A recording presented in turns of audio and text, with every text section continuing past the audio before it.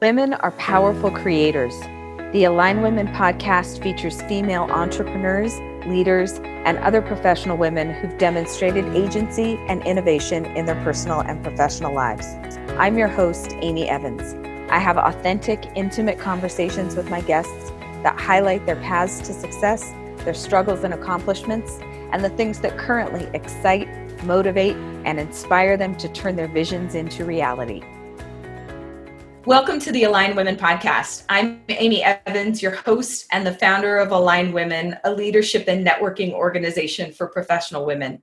This podcast features female entrepreneurs, leaders, and other professional women who've demonstrated agency and innovation in their personal and professional lives. With me today is Maria Cordova. She's the founder and president of Humanage HR, which provides outsourced HR strategies that drive change from the inside out, strengthen culture, improve the employee experience, and optimize business performance. Maria is a people and culture geek with 15 years of experience as a human resources practitioner. Welcome to the podcast, Maria. Thanks, Amy. Thanks for having me. Happy to be here. So tell me what a people and culture geek is. How do you define that? What does that say about you? Yeah, what it means to me is I geek out over anything having to do with helping workplaces not suck. I'm passionate about helping employers, really create an environment where employees can thrive, where psychological safety is there, people can bring their whole selves to work, people feel heard and valued, they can take risks, they can create and build together without fear. So that's really what that means to me. I love it. Tell me how that has changed and what new skills you've had to bring since the pandemic. Ooh, good question. What new skills I think are the most important right now during this pandemic and with everything else that's going on with all the, racial equality and unrest, I think the most important thing people can do, and especially leaders can do, is lead with compassion and empathy. So showing up for people, having those difficult conversations, and really listening to people. I think that listening is something I'm talking a lot with employers about, is just listen, and you'll learn a lot from your employees. You'll learn a lot about their experiences and their needs and how to make it a better workplace. So I know you're working with a client right now that is struggling to attract and retain talent. And you were working on putting a comprehensive employee engagement plan in place that got a lot more complex given the current situations. And as you mentioned, it's not just the pandemic and how that's affected the workplace, but also the current cultural shifts that we're seeing. So tell me about that program so that our listeners can understand sort of a real world example of how you take that fascination with people and culture and that focus on listening to employees and creating a better workplace. How's that applying to this client that you're working with in helping them revolutionize their workplace so that they can attract and retain better talent? Yeah, so there's definitely a lot to unpack there. So I want to take it back really before the pandemic, because this has been a long road for us. It's been about a year in terms of all the initiatives we put into place. But the first thing that we wanted to focus on, where we knew we had a real challenge, was retaining employees. They actually had close to a 50% turnover in the first 90 days, which is pretty bananas. Yeah, it's pretty out of this world and not desirable. So we decided to tackle that first.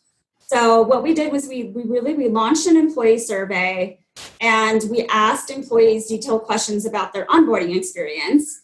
We also interviewed folks one-on-one. We talked with managers. What we really discovered was employees didn't feel a warm welcome.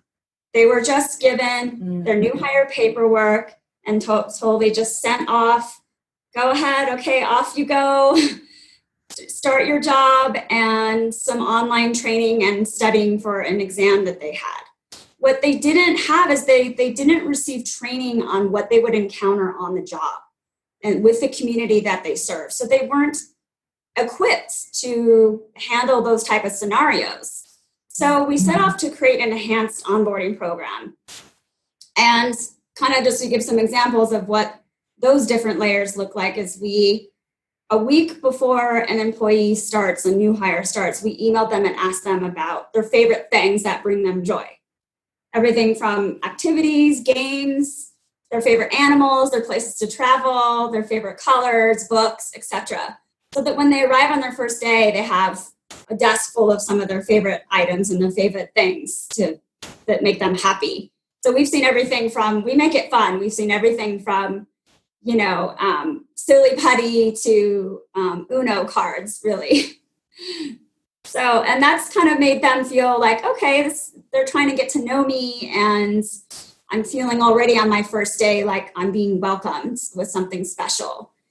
They also get assigned a buddy, and a buddy will be somebody who's been with the organization for at least a year and has really shown that they're embedded and engaged in the employer mission and values. And so they meet with them on their first day, they walk around, they show them, where the microwave is and the coffee machine, and they introduce them to coworkers. They might even take them out to coffee. They're given a budget to take them a coffee or lunch. And they share stories about the organization's mission and values and scenarios they've come across, what's worked, what hasn't worked for them, things like that. And they stay with them for the first 60 days. And then they also get a lunch within the first 60 days with the executive director to kind of talk about, the humble beginnings of the organization and, share stories and get to know each other. And then we also launched they receive a 30, 60, and 90-day survey so that we're going to get some feedback from them about their experience, and we can make improvements along the way. We also updated the training program. So the training program also includes what was missing. It includes also added shadowing with experienced employees for the first 6 weeks. So that really kind of gives you an idea of some of the things we did based on the feedback we got from employees. The pandemic has changed a lot, right? So this is a business that is essential. So they're not 100% working from home. Everybody has to consider their unique work environment, whether they're exclusively working from home or they have folks that are essential workers coming in. So they have really a blended, their workplace now is some employees report to the work site and some employees work from home. So for those working remotely, we had to find ways to keep them engaged and connected. So, and because that can be challenging, especially for folks, this population was not a population that was used to working from home. It's totally new for them. And that can come with a whole set of challenges for some folks. Some folks love it. Some folks need some extra care. You have to keep in mind that some employees have children at home and other challenges and maybe performing at a different pace than they usually do. So what we did is we had to find ways to keep them connected. So one was we implemented Slack. They weren't already using Slack for communication, so we implemented Slack. And we also implemented Trello, which is a software app that keeps teams, connected, building and creating together. So they're able to whiteboard and create together. And they also have regular virtual team meetings and one-on-ones with their supervisors. They're encouraged to have fun time too with their coworkers and coffee hours. So that's kind of part of what brought about the changes, really. The through line in what you're saying is that you've really encouraged the employer to listen to what the employee experience is and try and improve their processes based on that. And also that the employee experience isn't one size fits all for all employers. And it's not even one size fits all for all employees, especially with the change in the work environment due to the pandemic. So I'm hearing how important it is to listen to what each employer environment needs, and even what each employee needs to make them as engaged and productive and committed as possible. And that's a lot of work to do all of that. What you've described is a very intense process that I see the value in, and I see how an employer that really wants to improve all of this has to have somebody like you looking from the outside in to improve these processes based on their specific needs. And it's a very comprehensive process. It is, and it's a holistic process. It can be overwhelming, but you have to start one piece at a time, especially for a small to mid-sized organization. I mean, that's who I'm supporting. And so they don't necessarily have the resources that Google and Facebook have. So we can take those concepts, and we can roll them out in a way that fits the budget, of a small organization and still has that big impact on the employee experience. So, well, that leads me to my next question, and I think we've answered at least half of it, which is I always like to talk to women that have seen a need and realized that the solution to that need didn't exist, and so they created it. And you really did that with your business when you started your own human resources consulting business. So tell me the needs that you saw that small and medium employers had and why you started your own business. Yeah, so I started my business because I identified an important missing piece of the puzzle that was impacting small business success. I had been in-house HR for a number of organizations for close to 8 years. And I've always worked for small to mid-sized organizations, no more than 250 employees at its largest. So I know firsthand the challenges that employers of that size have and how often HR gets overlooked. And that's, I think, really what the key challenge is that HR gets overlooked. And it's often placed as an added hat on somebody like an office manager or a controller who really is already fully committed with all of their other responsibilities and is not experienced or trained necessarily enough to really be a successful HR practitioner and keep the organization also safe and compliant. So it can create a liability for the company, to be honest. And so small employers need more support. They don't necessarily have the budget for a full-time, VP of people to come in, but they can outsource some of those pieces to an HR pro that can help keep them compliant, help, develop employee engagement programs. And so that's really what I love to do. I work with the same size employers, and I have observed exactly what you're describing. And I see how valuable what you do is in the big picture. We talked in the beginning about attracting and retaining employees, and I'm sure we could talk a lot about the cost of turnover. I mean, a 50% turnover for an employer of employees in the first 90 days, and the amount of money that they're spending recruiting and onboarding those people only to lose them is phenomenal. So to be able to put processes and systems in place that improve that, it contributes to the health of the organization at all levels. So I appreciate what you're doing because I work with the same kinds of clients and I know how valuable that is. I want to talk with you a little more personally. I asked you about a hard lesson that you've had to learn, and what you said really resonated with me. You said that you used to play mistakes over and over, and I'm very familiar with that process.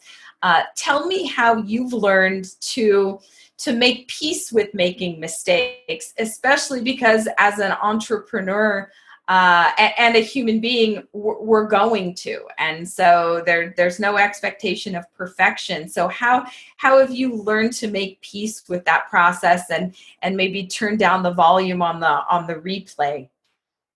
Yeah, it's a process, and it's a continuing, ongoing process. I value self-forgiveness and self-care, and I'm not someone who shies away from my mistakes or my own previous ignorance. I think that's where really an interesting part of humanity lies is in our decisions and how we learn, how we unlearn, and how we grow from there. So I haven't really learned a whole lot from what I've gotten right. What I've really learned from is what I've gotten wrong. And I try to lean into that and grow from that experience. So I've kind of stopped beating myself up over some of my, not so great decisions, and just learn to love myself and try to continue to learn and grow. I really love what you said. I haven't learned much. I haven't learned as much from what I've gotten right as I've learned from what I've gotten wrong. And it's a lovely, succinct way to put that. And there's a level of authenticity there that it kind of leads us a little bit to our next conversation about trends that you're seeing in the workplace and some that I'm seeing in the workplace as well. And I think that one of the things I'd love to hear your thoughts on this. One of the things that this work from home or work from anywhere environment has created is a level of authenticity in our interactions that is kind of forced by the fact that we're all sitting at home with a background at home. There's not that sort of walk into the boardroom in the power suit environment anymore. All of us are kind of in the same real estate on the screen, right? If it's a company meeting and there's 20 people, everybody's got the same box.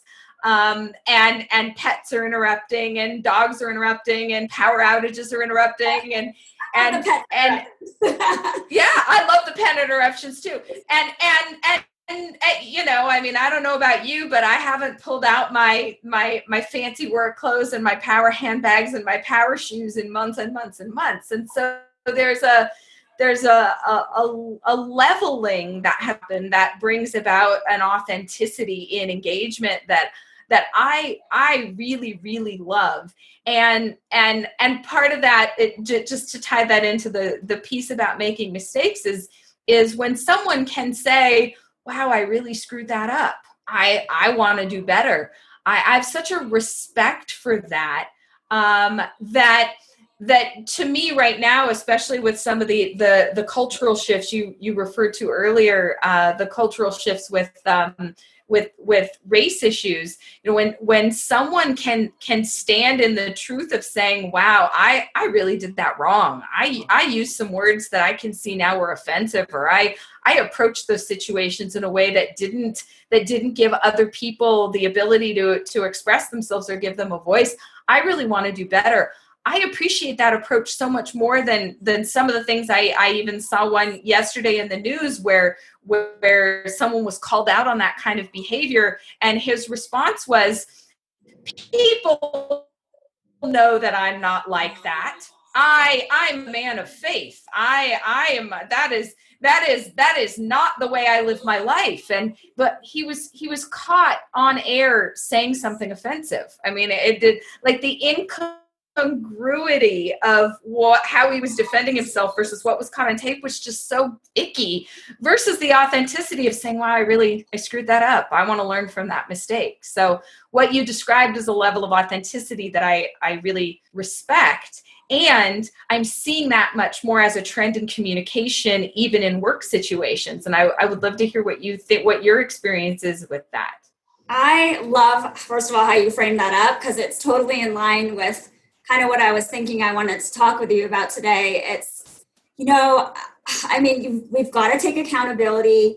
We've got to be brave enough to make some mistakes, but own up to our mistakes and be vulnerable. Are you familiar with Brené Brown? I'm like a huge fan of Brené Brown. Love her. Yeah. Sure. So, you think about vulnerability and actually how brave and powerful that is. It's not how some folks think is a weakness. So I think that really plays into what we, and especially leaders need to be thinking about right now, is looking at answering human-centered questions and challenges, and taking that from a stance of authenticity and vulnerability. Like you were saying, it takes listening, it takes involving the employees, it takes giving them a voice. I think with everything that's going on in the world right now, we have to be leading with empathy. We need to be listening. We need to be engaging in tough conversations. We have to be lifting up those employees who have been held down. And we have to be focusing on learning and unlearning, taking risks again and making mistakes and owning up to them, trying new things and just really growing. So I think that that's where I'm seeing being centered more right now, which is good. We have to keep up that momentum. Well, the vulnerability piece to me, what that telegraphs, and what I wish more leaders, more people in leadership positions understood, is vulnerability telegraphs that there is the possibility for change. And defensiveness telegraphs that there is no possibility for change. And it's extremely disheartening when I see somebody respond so defensively, because what that tells me is there's so much more work that's going to have to be done before we can see change come out of it. It doesn't mean it's impossible, but it means that the wall is still up, and that there's more work that needs to be done before this person can go, oh, right, I can see where my mistake was. To me, vulnerability, like you said, and anyone who's a fan of Brene Brown's knows it's not a weakness. It telegraphs an openness to change that I think is so important. And I love that you were doing the work in the employer environment to both communicate to employers how important that is and create space for employees to express things that maybe they haven't felt welcome to express in the past. So tell me where people can find you if they would like to connect with you. Where they can find me is on LinkedIn. So Maria Cordova, who manage HR on LinkedIn. I also have a Facebook page, which I must admit I don't keep up with as much, my business Facebook page, but I'd say that LinkedIn is probably the best way to connect with me on social media. Perfect. And we will include links to all of those in the show notes so that people can reach out to you if they would like to connect with you and get more information about the important work that you do for your clients. Thank you. Yeah, and one more thing I do want to mention is my website also. It's tomanagehr.com. And I do have an ongoing blog. So if you want to subscribe to my newsletter and my blog, you can do that right on the website as well. Perfect. Thank you so much for joining me today on the Aligned Women podcast, Maria. I really appreciate having you. It's been really wonderful to talk with you. Thanks, Amy. It was fun. Thanks for having me. And look for more interviews with more amazing women at alignedwomenpodcast.com. Thanks for listening to the Aligned Women podcast. You can find more episodes with more amazing women at alignedwomenpodcast.com. And visit alignedwomen.org to learn more about our leadership and networking organization. This is Amy Evans, and you've been listening to the Aligned Women podcast.